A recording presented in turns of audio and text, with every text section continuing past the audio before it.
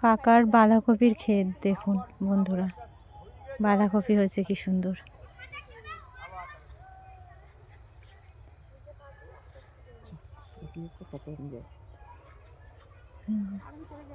এটা ফুলকপির ক্ষেত, এই যে ছোট ছোট ফুলকপি হয়েছে কি সুন্দর।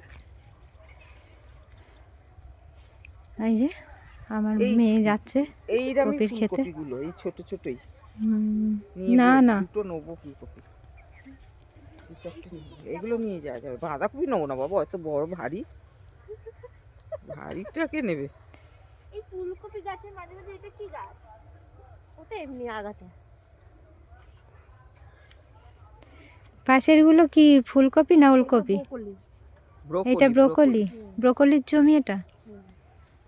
ব্রোকলিও হয়।